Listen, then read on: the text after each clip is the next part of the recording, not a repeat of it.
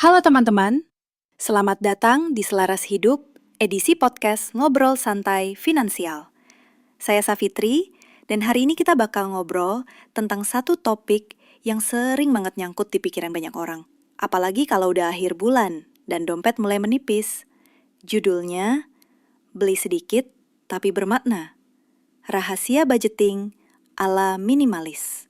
Nah, buat kamu yang sering ngerasa uangnya cepat habis, tapi barang numpuk nggak jelas di rumah, mungkin episode ini bakal cocok banget buat kamu dengerin.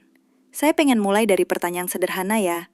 Pernah nggak sih kamu buka lemari, terus bilang, "Loh, kok baju gue banyak, tapi yang dipakai itu-itu aja?"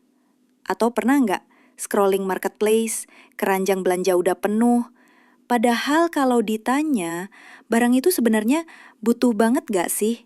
Nah, disinilah pentingnya budgeting ala minimalis. Bukan soal pelit, bukan soal anti belanja, tapi soal sadar dan selektif sama apa yang kita beli.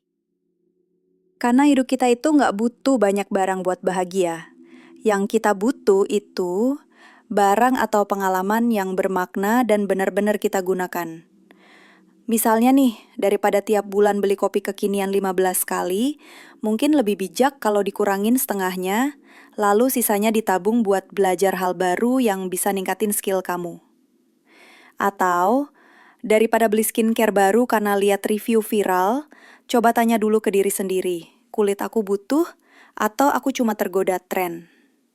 Nah, supaya lebih gampang, coba praktekkan 3 langkah sederhana ini.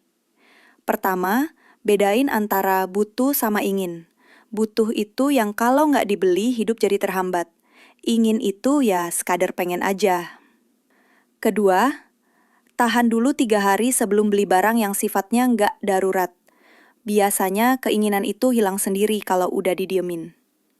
Ketiga, pilih kualitas bukan kuantitas.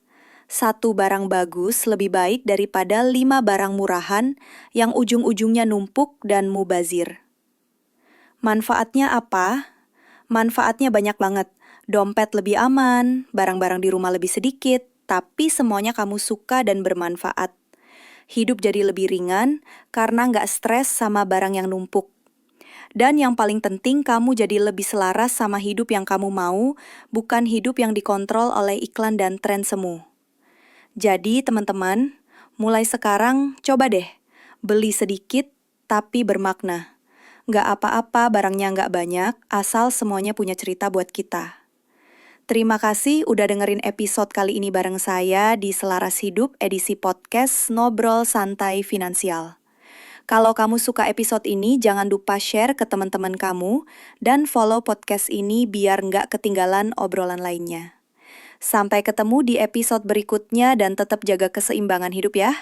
Bye!